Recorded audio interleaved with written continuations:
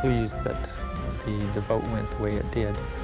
I voted no, and one of the reasons I voted no was because of the fact that disability was excluded from the Canada Clause. I'm told by many disability groups across the country that they've never had a response from within the disabled community on an issue the way they have on this one. It's, as someone once said, it's the last great human rights struggle. Hello and welcome to DNet, the Disability Network. I'm Susan Pettit-Crossman. As everyone knows by now, the country has responded to the Charlottetown Accord with a resounding no. On today's program, we'll hear reactions of people with disabilities to that decision on the constitutional referendum. We'll also meet a jewelry maker who's hard of hearing. She's using her craft to produce a unique style of hearing aid.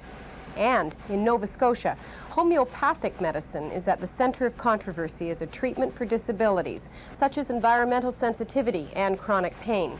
But first, here's this week's roundup of disability news. Saskatchewan is the only province that doesn't have a government attendant care program.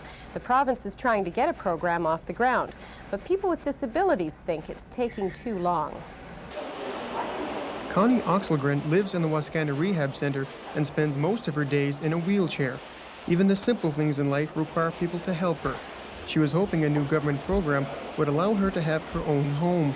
So hopefully it'll really, for some individuals, allow them to better participate in society. But groups that represent the physically disabled are concerned that a proposed attendant care program will be dropped. The program would allow disabled people living in institutions to get their own homes. Home care workers would visit or even live with them. Comprehensive, flexible, and portable attendant services are essential to enable many people with physical disabilities to go to school, become employed, and assume their rights and responsibilities as full citizens. Talk of killing the proposed program worries Oxelgren. I know that there are people that are really waiting for this to be implemented and really quite eager to participate in it. So I think that there is disappointment. The Deputy Minister of Health says the program isn't coming along as quickly as promised, but it is coming. But I believe that there has been a misunderstanding about government's position on all this. The government simply has not stopped this program at all. They've asked for sensible information to make an informed judgment. According to the Saskatchewan Voice of the Handicapped, our province is the only one that does not have an attendant service program. Representatives of the government and the physically disabled will meet next week to try to get that program off the ground. Greg Dusowski, CBC News, Regina. A park has recently opened in Ottawa to accommodate able-bodied children and those with a variety of disabilities. It's a very pleasant surprise to everyone. Anastasia Bendis is 5 years old and has cerebral palsy. It used to be that when Anastasia came to Brewer Park to play with her best friend Yasmin, Anastasia would have to swing on the toddler swings so she wouldn't fall off. But now Anastasia and Yasmin can swing together at this new playground that's full of barrier-free equipment. For my daughter, she can play with her friends and do anything she wants in that park within reason. I don't have to worry about her. I don't have to be there. She can be independent. Like all 5-year-olds, Anastasia loves to play in the sand. In the old sandbox, she had to be held up the whole time. Now she can do it on her own. The playground is a joint project between the City of Ottawa and the Community Foundation, an organization that manages charitable funds. They wanted to build a playground that would accommodate a wide variety of disabilities, and for the most part, it's a success. We've identified a few problems. For example, some parents with children in wheelchairs would like to be able to gain access, direct access to the tic-tac-toe panel to get both hands on the panels. But this is our first try, and we will be, looking at these problems. But parents like Pat Erb say even with the glitches, and even at a price of $126,000, it's money well spent. Parents of children with disabilities and adults with disabilities are always fighting. They have to fight for everything they want.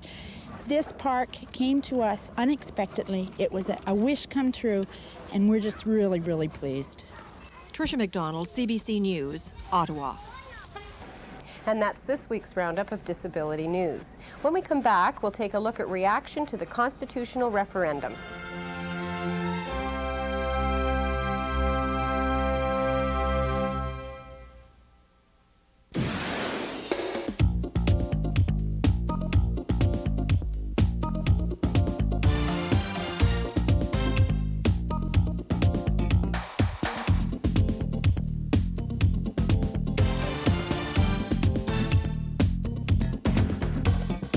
Hey, isn't it about time these people all got together?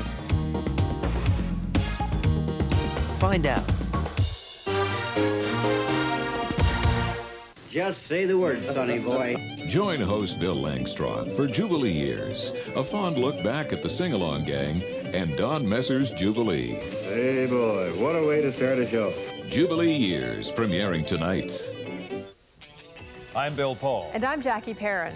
The new season of Marketplace begins Tuesday with a nationwide test of fresh fish. We'll have the surprising results of that test and much more as Marketplace returns Tuesday. At a new time, 7:30, 8 in Newfoundland.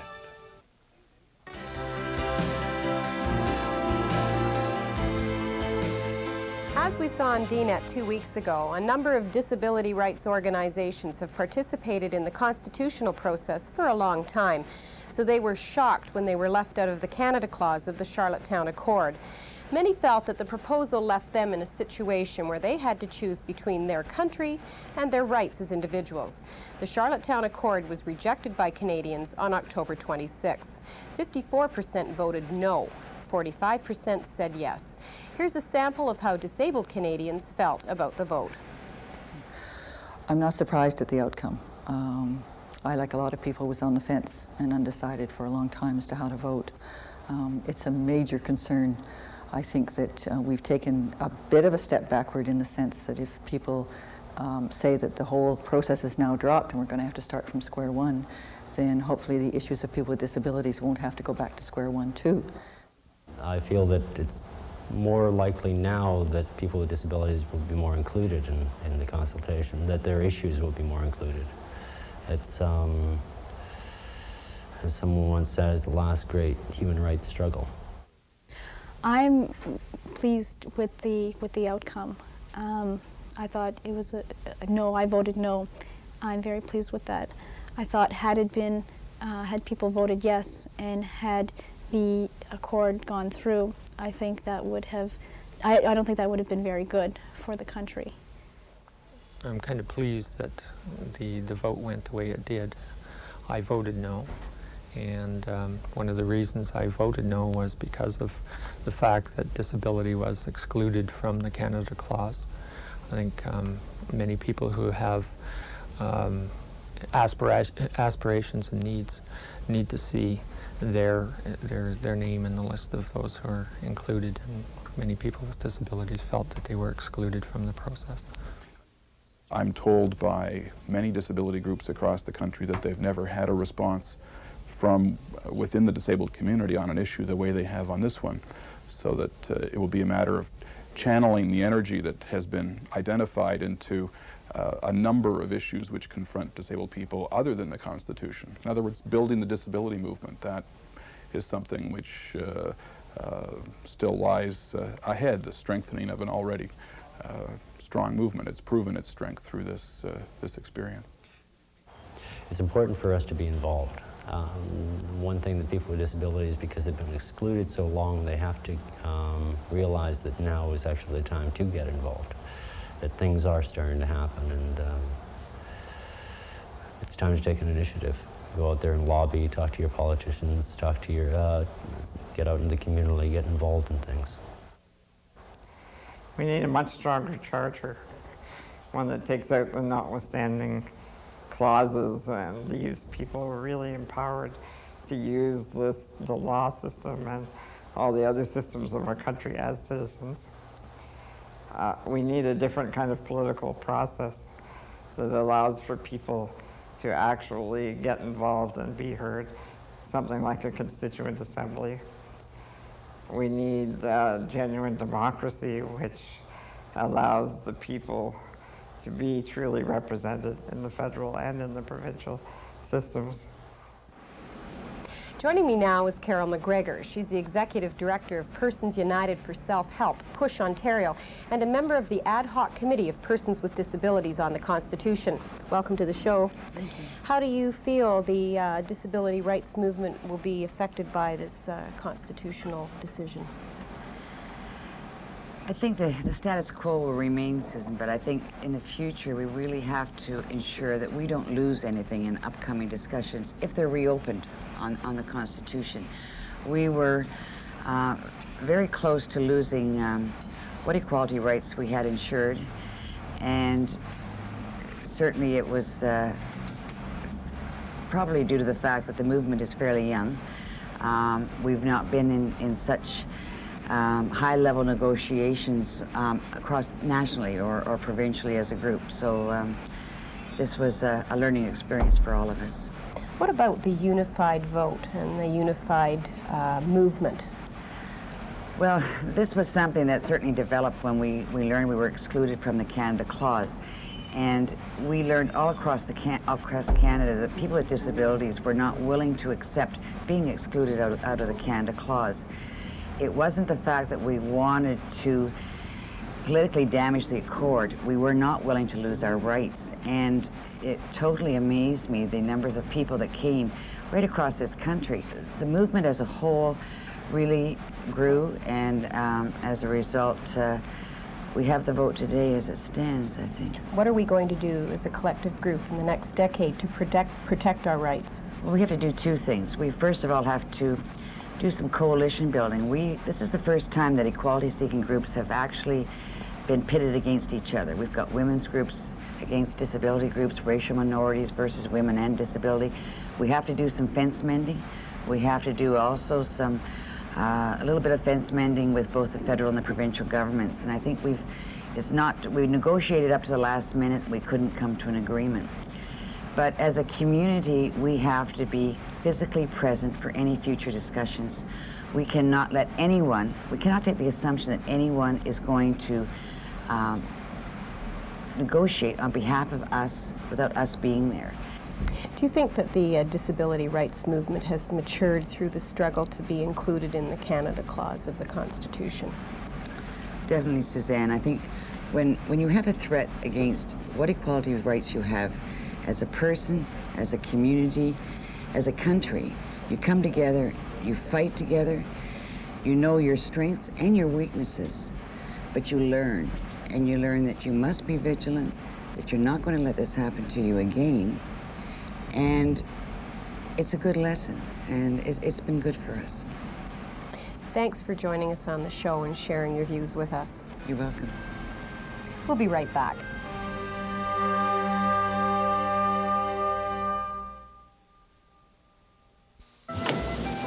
Welcome to El Salvador. A diplomat is forced to choose sides. I'm trying to help these people. If you really want to help them out, leave them alone. An award-winning political thriller. There is no need for alarm, señorita. Real responsibility changes things. You're just about to find that out. We have reached the point in which we are prepared to die. Diplomatic Immunity, November 8th on CBC Television. No, it's not Spain. It's not Portugal. Nor is it Mexico. It's Ontario, and a favorite spot for bullfighting fans. No one gets hurt, not even the bulls. They wear a Velcro vest.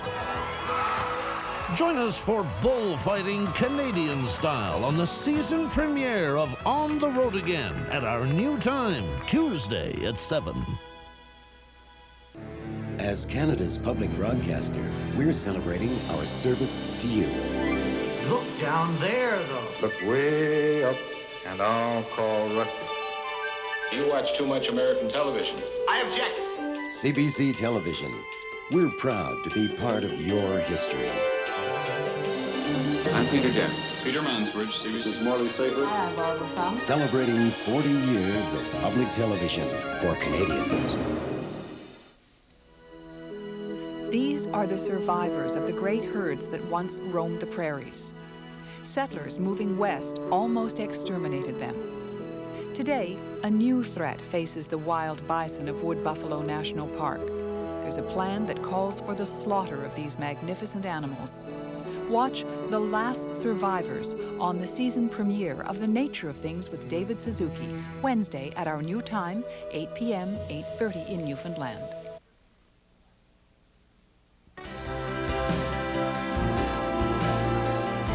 People who are hard of hearing have largely had a difficult time getting their concerns addressed. Our next story focuses on a woman who is using her artistic talent to address one aspect of the problems she has encountered.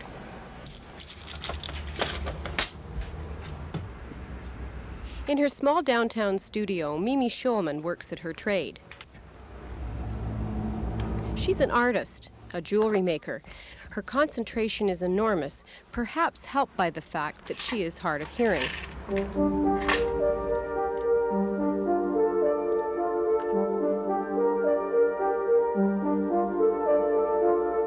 The earwear that I'm working on is to fight the stigma attached with wearing hearing aids, because people at the moment, a lot of people try and hide their hearing impairment, they try and hide their hearing aid, they try and pass as hearing, and it just doesn't work. So you need a new banana for your new hearing aid? Yes, I do. Okay. You want to take it off? Okay. Does this one work better than the old one? Yeah. Okay, so I'm just going to put your new banana on your new hearing aid. We've got an external audio input. Yeah. There you go. Try that one on.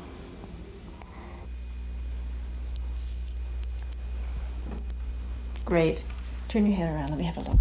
I felt that the hearing aid companies may have been putting more emphasis on making smaller hearing aids that didn't show, rather than making hearing aids that are more personal, that feel better to wear, that give you a sense of self-esteem and a feeling that you're wearing something to be proud of. What do you think about making them a little more personal, making them with something that you like on them? It feels good to wear them. You made like a pair of hands. Yeah. The sort of. So like if I wouldn't understand, I'm like, pardon, what did you say? So you had a sense of humor about it. Yeah. Yeah. It's really important to be seen, to be identified as a person with a hearing loss, and it's just no big deal. It's no different than people who wear glasses. They became a fashion statement, 30 years ago. Hearing aids should go exactly the same route. I like this one, it's pretty. That's a nice one. That's sort of like a feather also. Yeah. Miss Shulman makes hearing aid covers for anyone who needs them. Young people have really taken to them. Little Joanna, who before she got her banana wouldn't wear her hearing aid. And when she got home from school, she'd take it out, and now she wears it all the time, and she wears her banana, and the kids at school want to have one too. So what did the kids say when they saw your banana? Can I have one too? And what did you say? I said, well, I think you have to have a hearing aid first. Yeah. And I think if you're comfortable with your disability, then people will be comfortable with you. Miss Shulman teaches classes to students with hearing problems. Her favorite topic? Communication rights for people who are hard of hearing. I was in the TTC station, and I really had to call home, and I had to find a phone with a volume control on it. So I looked and looked, I couldn't find the volume control. And then I had to go on the other side of the tracks. And I found one phone with the volume control on it. And I don't like that. When you see a person who's wearing a hearing aid, that should be a clue that this person is going to need certain things, and that's the other side of the story. The other side of the story is educating the public. So we have to both educate the hard of hearing community to be more assertive, and the public to understand the needs of the hard of hearing and the right to communication.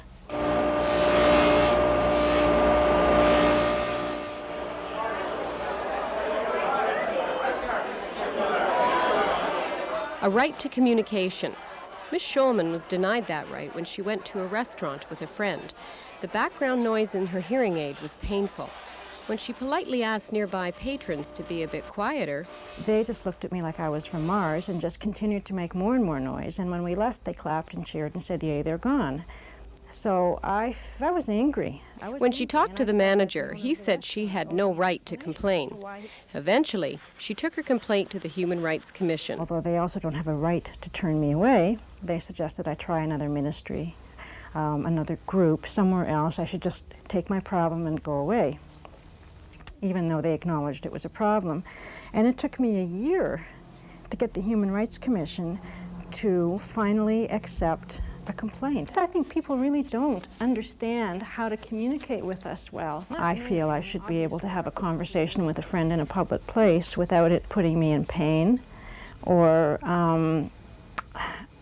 leaving me unable to talk. We as hard of hearing people have a right to communication in public places or anywhere.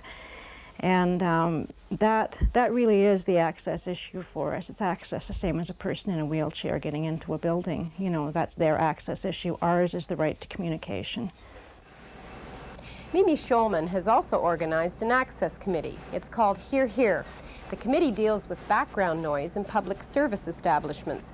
She has also convinced some restaurant reviewers to include noise level ratings in their reviews. For more information on special earwear or rights for people who are hard of hearing, drop us a line. We'll give you our address at the end of the show.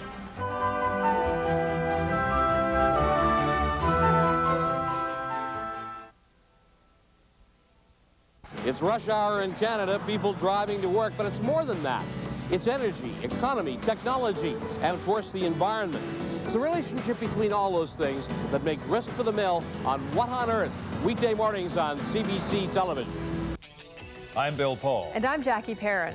The new season of Marketplace begins Tuesday with a nationwide test of fresh fish. We'll have the surprising results of that test and much more as Marketplace returns Tuesday. At a new time, 7:30, 8 in Newfoundland. Monday on Witness, Dr. Peter, the television diary of a young Vancouver doctor's personal battle with AIDS. This program is a story that's woven out of those diaries. Many different aspects of my life have been taped over the past 2 years. There have been changes, both positive and negative. But overall, it's been a lot of fun. And in many respects, I think it's helped me keep going. Tuesday. So boys. Murray McLaughlin sings the songs of a pioneer, folk songwriter Wade Hemsworth. They're songs to remember, and they are all Canadian. I like them because they're real. And they're some of the best songs and the most touching and affecting songs that I've ever heard. North Shore, and I'm going home. And I'm Going Home, the songs of Wade Hemsworth. Tuesday. I knew where I wanted to go, but I couldn't forget where I was from. From humble beginnings, a kid set out to become the best in the world. According to Dad's expectations, there is no second best. In a time of civil strife, I can remember a couple of doormen looking at the bus like, they're not going to get off here. Friends had to stick together. There was a bond that is very hard to describe. An inspiring portrait of Oscar Peterson. People stop playing when Oscar comes in the room. In the Key of Oscar, a 2-hour special, Sunday.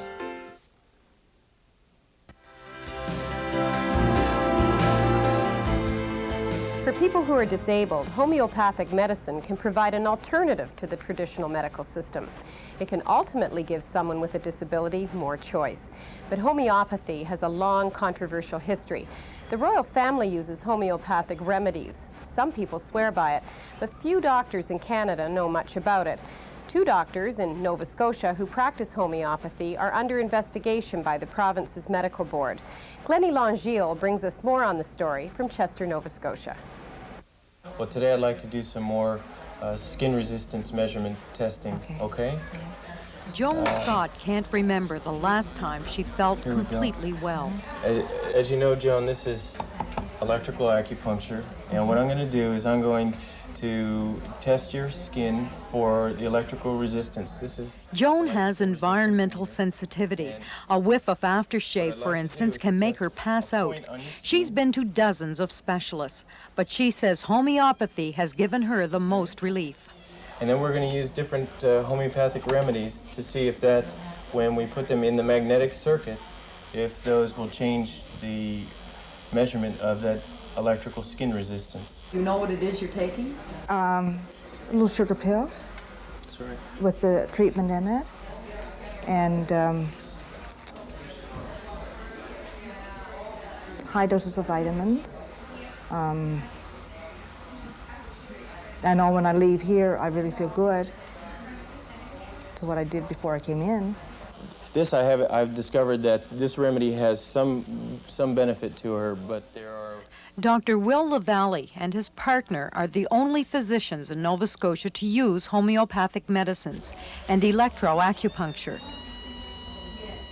In homeopathic medicine, we're using very, very small and dilute amounts of substances to stimulate the body's own capacity to heal itself.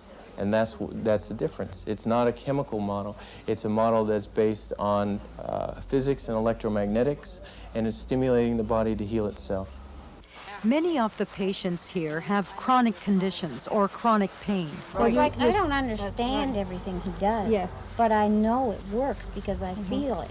And it's like my husband was very, very skeptical, and he doesn't understand it even yet. And he says, look, he says, I don't understand it, and I don't really believe it, but I know what it does for you. I have seen what it's done for you. And he is the first person to say to me when I'm not well, go to Dr. Baker.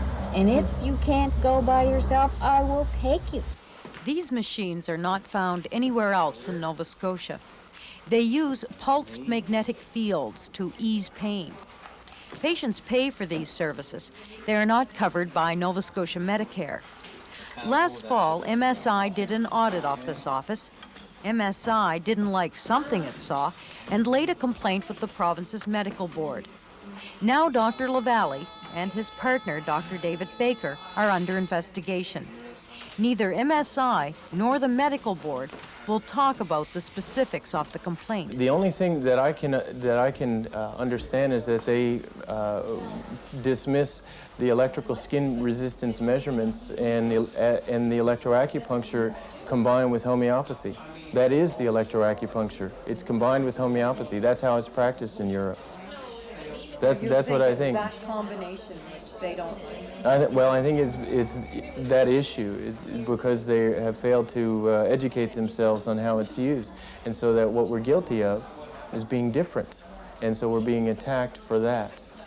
No one on the medical board has any experience in homeopathy or electroacupuncture, including its president. Nevertheless, this is our responsibility.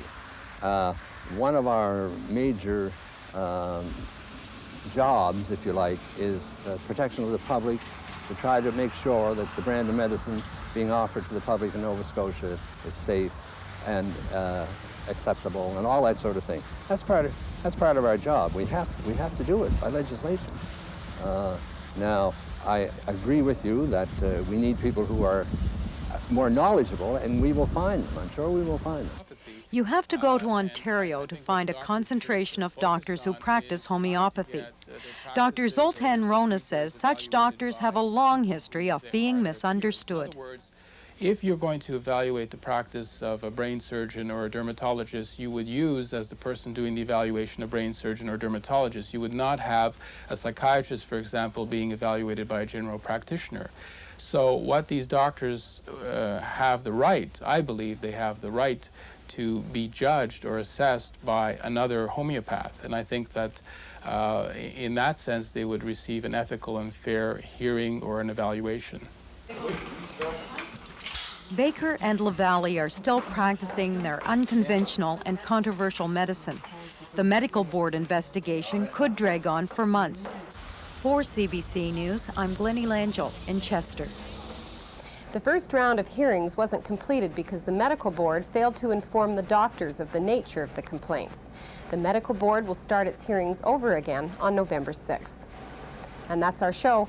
We'd like to hear your comments about today's program or any issues involving people with disabilities. I'm Susan Pettit-Crossman. See you again next week. And now here's our address. Disability Network, CBC, Box 500, Station A, Toronto, M5W1E6. Or you can fax us at 416-975-5636.